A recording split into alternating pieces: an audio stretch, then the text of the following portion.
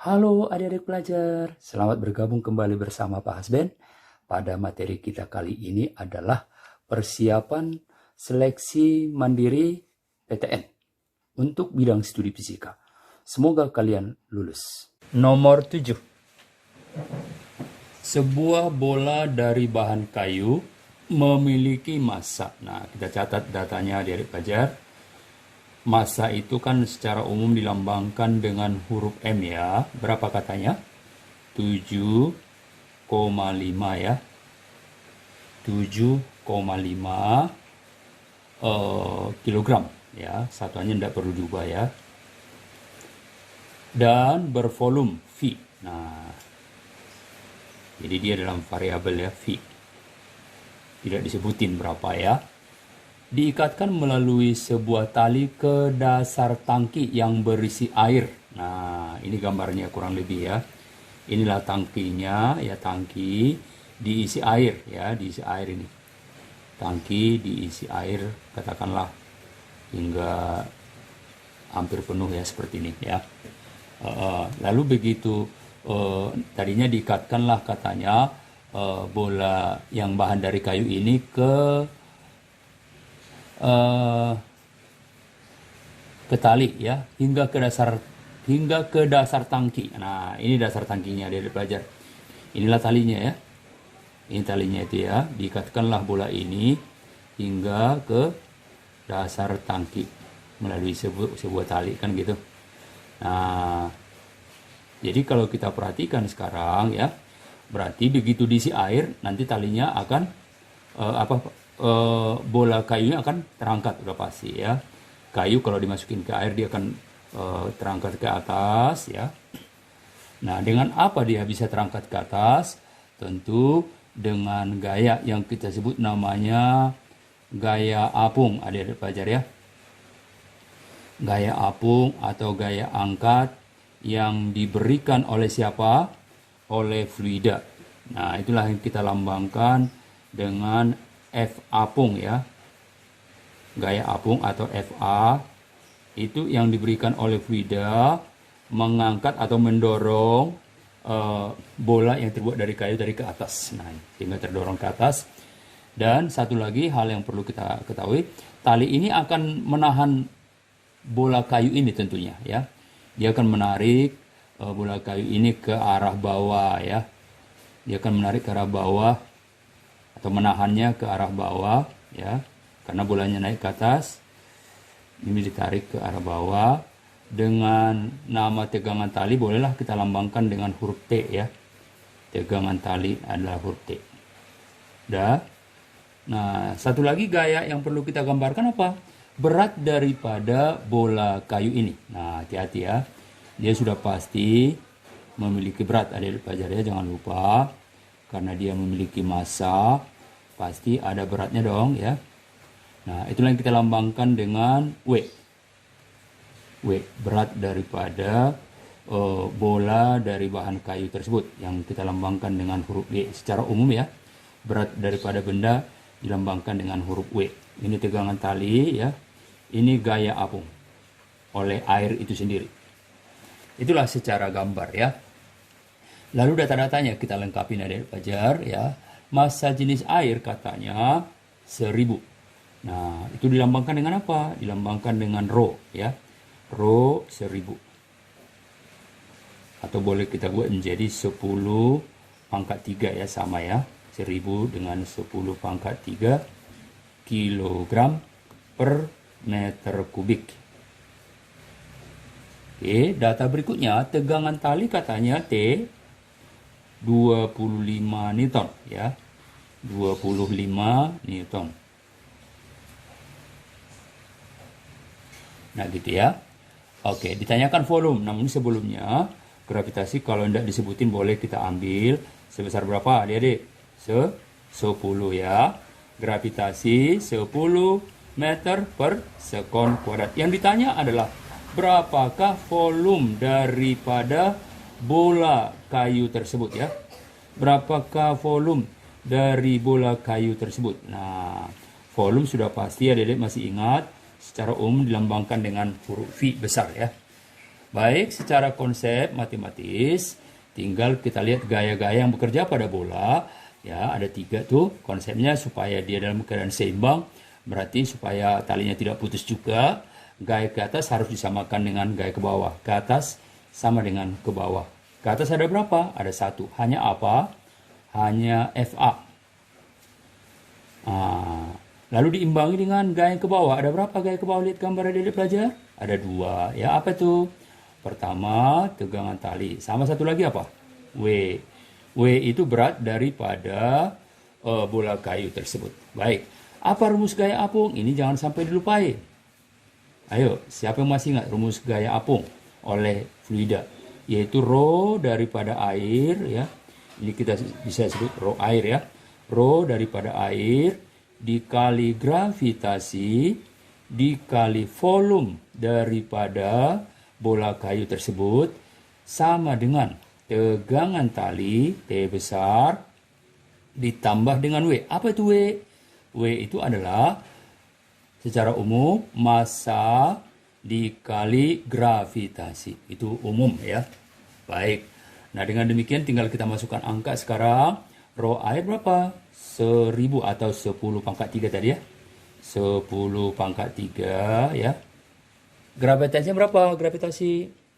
Gravitasi adalah 10, ya. 10 itu boleh dong kita buat juga menjadi 10 pangkat 1, ya. Sama saja. Dikali dengan volume, ya. Volume. Sama dengan tegangan tali. Katanya 25 Newton. Ditambah massa. Massanya ada 7,5. Dikali gravitasi berapa? 10 ada pelajar, ya. Baik. Ini kalau kita selesaikan berapa ini jadinya? 10.000, sorry. 10.000 kali volume, ya. 10.000 kali volume sama dengan 25, ya. Ditambah 7,5 kali 10 berarti ditambah 75. Maka 10.000 V sama dengan 25 tambah 75 sama dengan 100 adik-adik pelajar, ya. Nah, dengan demikian coret aja 2 nol di kiri dengan di kanan, ya. Sehingga volume menjadi 1/100. 1/100. Kalau dalam bilangan berpangkat berapa nih? 10 pangkat negatif 2. Kalau dalam bilangan desimal berapa nih? 0,01 adik pelajar, ya. Satuan apa dia? Volume meter kubik. Berarti jawabannya E. Nomor 8. Sebuah logam dari bahan tembaga bermassa 10 gram. Berarti kita tuliskan massa logam adalah 10 gram. Pada suhu, nah berarti suhu logam itu sebesar 125 derajat Celcius. Dimasukkan ke dalam kalorimeter berisi air bersuhu. Katakan itu adalah suhu air. Suhu air 20 derajat Celcius. Sehingga suhu akhir campuran, ya, jadi T campuran, ya, adik-adik pelajar. T campuran menjadi 23 derajat Celcius. Jika percobaan ini diulangi kembali, nah, jadi katakan ada 2 kali percobaan, ya. Jadi sekarang percobaan kedua diulangi kembali dengan kondisi awal yang sama, tetapi, ya, massa tembaga dipakai diubah menjadi M. Hanya yang diubah massa logamnya menjadi M. Nah, itu, ya. Jadi massa logam sekarang tidak diketahui tapi diubah menjadi M. Bukan lagi 10 adik pelajar, ya. Oke. Maka suhu akhir campuran menjadi, maka T campurannya berarti ada 2, ya. apa namanya, T logam berarti tidak berubah ya. T logam tetap,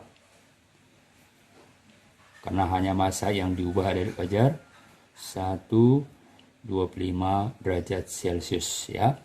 Suhu air pun tidak diubah juga ya, hanya massa logam tadi menjadi M, tetap 20 derajat Celcius. Nah, otomatis katanya begitu diubah massa logam menjadi M, maka T campurannya menjadi 25. Berarti ada dua kali. Percobaan pertama sebut T campuran pertama, percobaan kedua sebut T campuran kedua. Ini katanya menjadi 25 derajat Celcius, adik-adik pelajar ya. Nah, ini percobaannya. Yang di atas adalah percobaan pertama tadi ya. Oke. Lalu apa kalimat berikutnya? Jika kalorimeter dianggap tidak menyerap kalor. Nah, dengan demikian, jika kalorimeter tidak menyerap kalor, berarti hanya ada dua zat yang saling melepas kalor dan menerima. Kita menggunakan asas Black, adik-adik pelajar ya. Asas Black. Tentu kalian masih pada ingat ya, apa persamaan daripada asas Black. Nah, asas Black itu menyatakan untuk dua zat yang dicampur dengan berbeda suhu ya, bahwa Q yang dilepas selalu sama dengan Q yang diterima ya. Jadi katakan kalau benda pertama itu yang melepas itu tentu suhu yang lebih tinggi ya, berarti logam ya. Logam berarti kita sebut dong bahwa Q yang dilepas oleh logam, yang menerima tentunya air kalau kita perhatikan datanya ya, air. Berarti Q air gitu ya, karena kalorimeter katanya tidak menerima kalor. Nah, udah. Untuk percobaan pertama, ayo kita lihat hasilnya ya. Berarti persamaannya Q logam, Q sama dengan M logam ya, kali kalor jenis logam dikali delta T logam.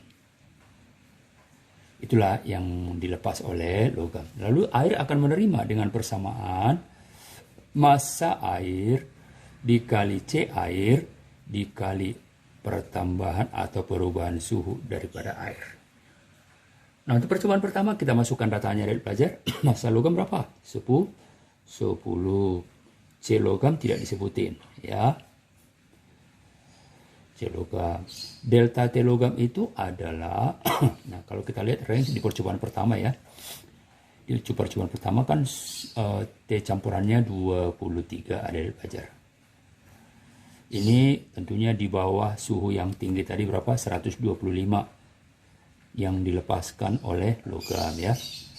Sedangkan air berarti di bawahnya lagi ya. Ini 20 ada di pelajar. Oke. Nah, sekarang delta T logam berarti 125 dikurang 23 ada di pelajar ya. Delta T logam 125 kurang 23 berarti 102 ya. 102. Massa air tidak disebutin adik-adik pelajar ya, massa air. Tapi kalori jenis air sudah ketentuannya adalah 1 kalori per gram derajat Celcius. Delta T air mana? 23 dikurang 20 adik-adik pelajar ya. Jadi delta T air yang tengah dikurang yang kanan ya, berarti 3 derajat Celcius ya. Oke, 3 derajat Celcius dikali 3 berarti ya. Baik. Nah, dengan demikian ya, yang ditanya tadi massa setelah diubah ya, M logam ada ya. Maka dapat kita ambil di sini bahwa dari percobaan pertama C logam itu sudah jelas adalah 1 kali 3 ya, 3 dikali massa air dibagi dengan 102 kali 10 berarti 1020 ya. 1020. Nah, ini persamaan satu ada di pelajar ya. Ini persamaan satunya. Oke. Lalu masuklah kita ke persamaan untuk percobaan keduanya. Ini data untuk percobaan pertama, ini data untuk percobaan kedua. Dengan rumus yang sama kembali kita lakukan adik-adik. massa logam, ya, C logam, delta T logam. Ya, sama dengan, nah kita ulangin rumus yang sama di percobaan pertama. Massa air, C air, delta T daripada air. Oke, ayo masukkan angka yang sekarang. Massa logam diganti jadi M. Berarti M dikali C logam dikali delta T logam. Nah sekarang untuk percobaan kedua adik-adik sudah berbeda suhunya tadi ya.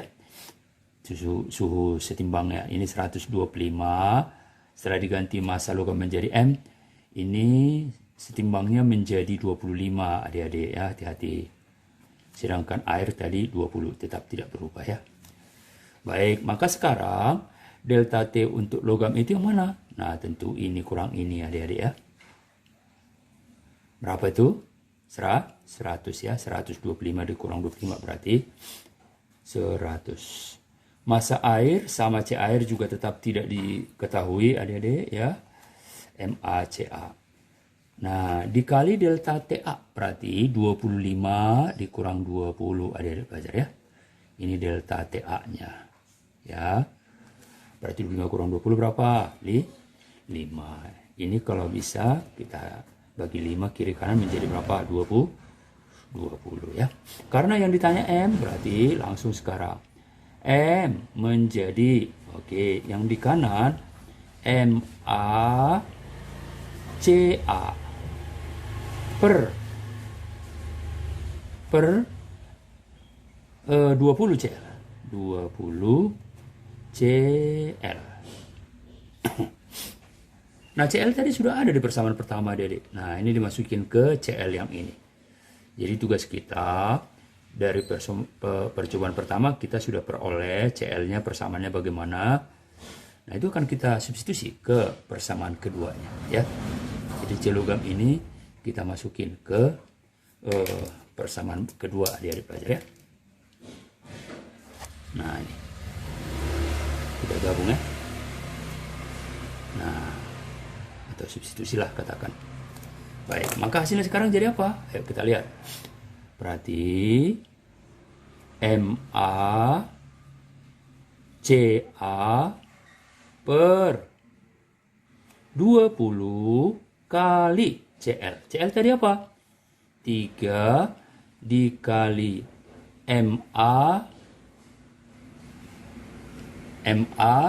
CA-nya diganti jadi 1 ya. Ya, berarti boleh MaCa sama aja sebenarnya ini ya. Ya, MaCa. Oke, MaCa boleh sama nih. MaCa sama saja ya. Nah, per MaCa juga ya. Per CL.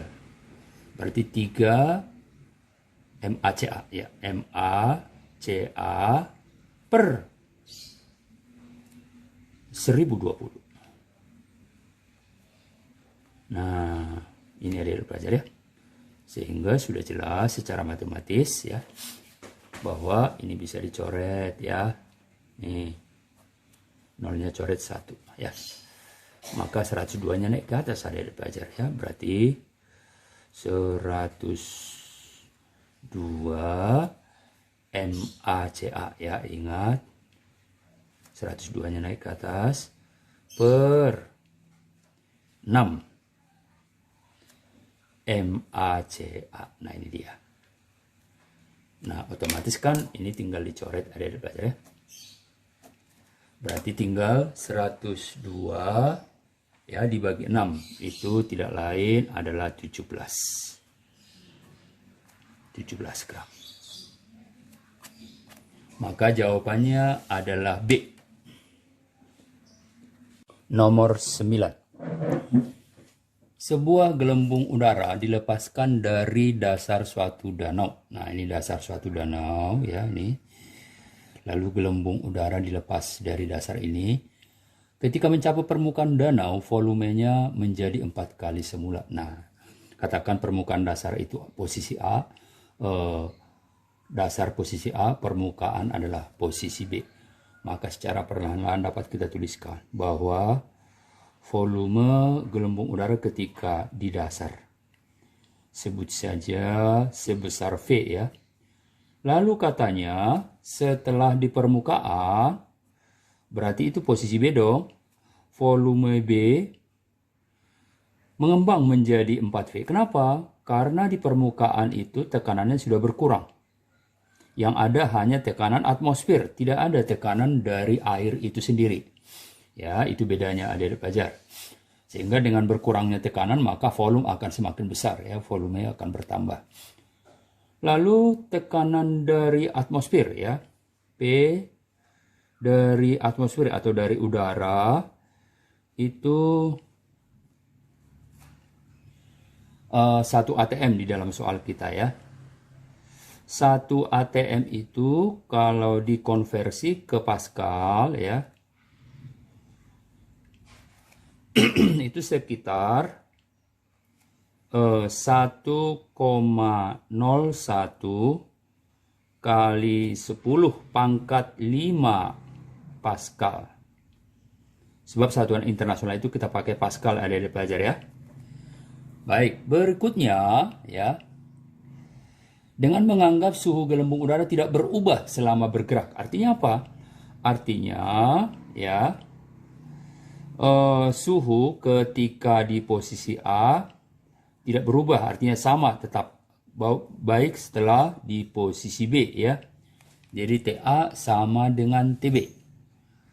Nah, ya, kalau nggak diketahui gravitasi juga itu kita ambil gravitasi 10.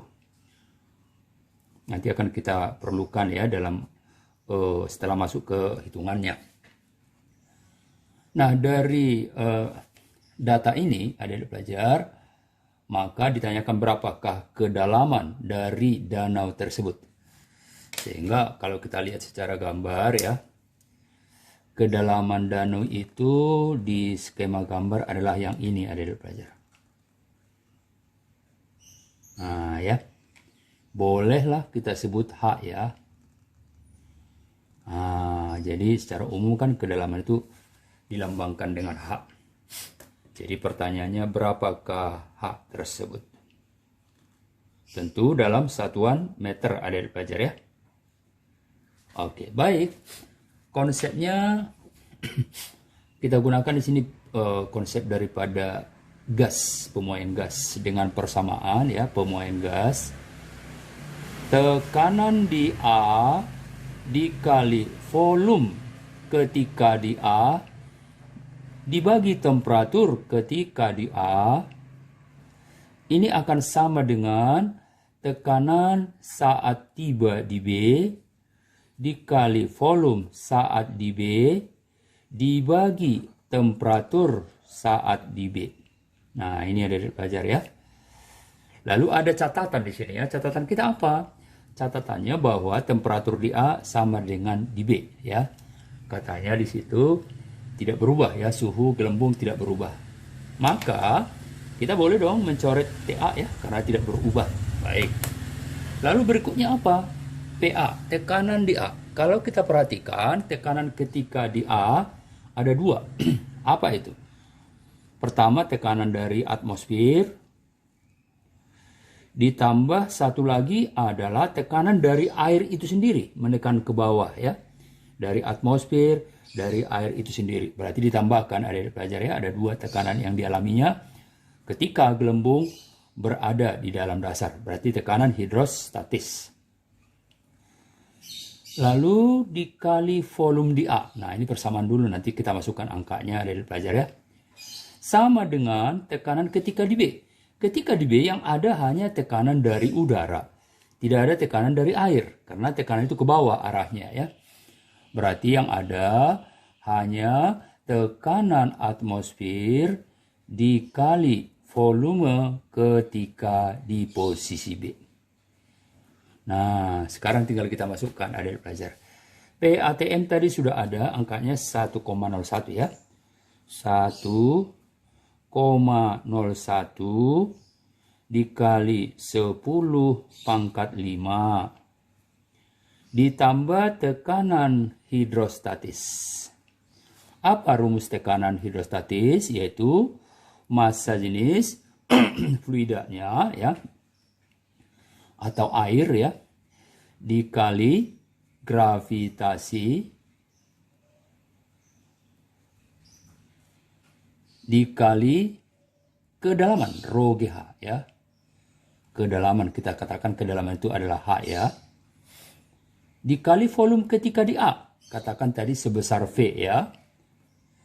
Sama dengan tekanan atmosfer. Tekanan atmosfer tadi sudah ada, yaitu 1,01 kali 10 pangkat 5 dikali volume ketika di B mengembang menjadi 4 kali volume. Nah ini. Maka sekarang kita coret sebelah kiri dengan kanan, itu V-nya deh ya. Coret V-nya di kiri dengan di kanan. Setelah itu tinggal 1,01 kali 10 pangkat 5 ditambah rho. Rho air tadi sudah diketahui, adik-adik belajar berapa? Rho air 1,01 kali 10 pangkat 3 ya. Iya. 1,01 kali 10 pangkat 3 dikali gravitasi 10 dikali kedalaman H.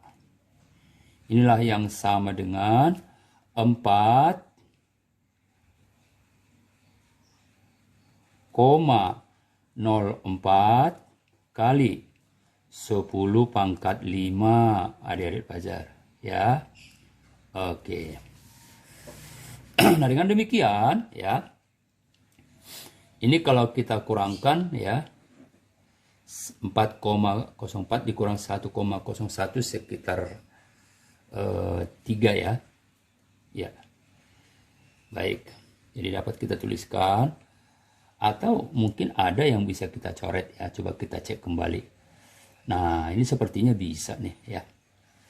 10 pangkat 4 3, ini kan tambah 1 4 ya adik-adik ya. Kita coret ya.